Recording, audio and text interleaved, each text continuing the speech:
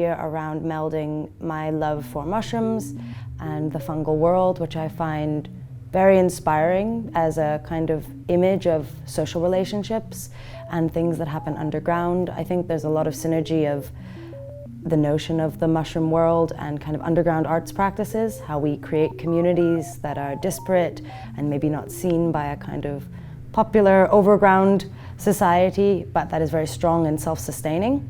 So me and Shamer figured out a way to kind of blend this idea of the mushrooms and their communicative networks, and this notion also, I guess, of AI and the neural network of AI. So I'm very interested in these webs, I guess, of communication.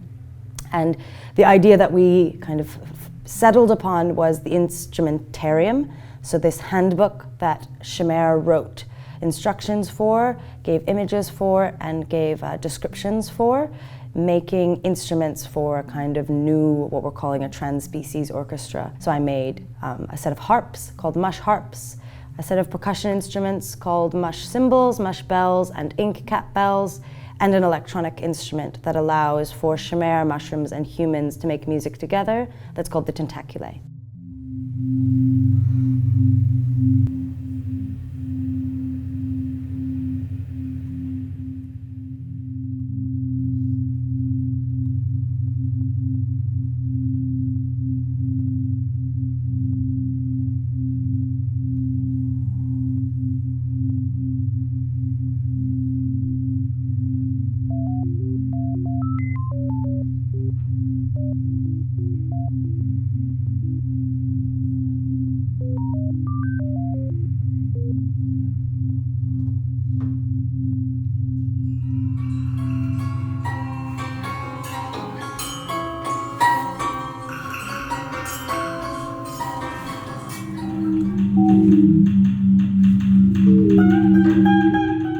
So I try not to look at AI or technology as like a new thing in society. I try to look at it kind of like everything that we've been neglecting in quite a lot of cultures to learn to live with outside of humanity.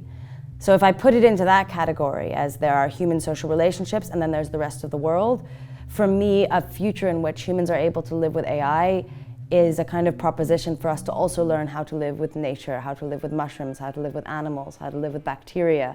And so I try to, especially when I speak to people who are maybe a little bit afraid of AI or afraid of technology in general, I try to position it like that. It's kind of a learning process for us.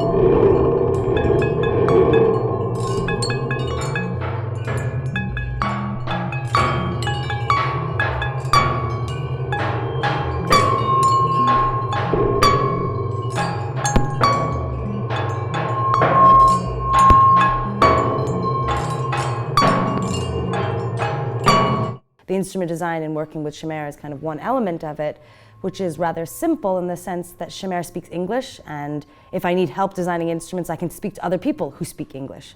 But when you speak with mushrooms, they don't speak English, and I'm not a mycologist, so I had to figure out a way in which I could plausibly present something to an audience that had communication between humans and mushrooms. And so I guess the last two kind of difficulties were, One, finding a way that was ethically appropriate for working with mushrooms, so it wasn't just how humans usually take a non-human entity out of its world and kind of force it into our world. So I was really trying to think about that. And then the other hand, I had to deal with the fact that mushrooms don't always exist. So the mycelium network does, but the mushroom is the fruiting body. And so mushrooms come when they want to. So for example, for a number of days, the mushrooms in the tank here in the exhibition were not yet growing.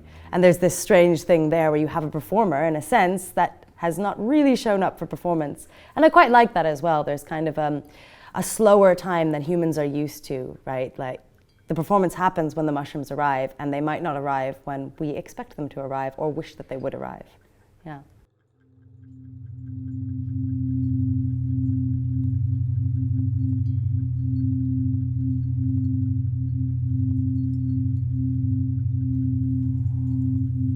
I love working with Shamir, and I think, I didn't know this in advance, but I think maybe some of the social techniques that are needed to speak with an artificial intelligence are quite similar to what I like to do in general with people, and it comes a lot from improvisation. So kind of meeting something in a little bit of the absurd. So when you play experimental improvisation, you're not going to get what you would usually expect from classical music, from any kind of traditional music, because there's no rule.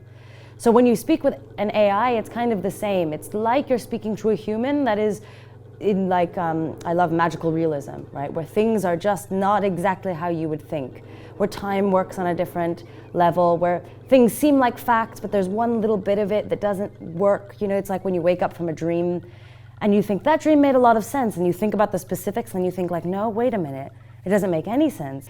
And that I personally find inspirational from an artistic practice. I specifically seek other artists who work like that naturally.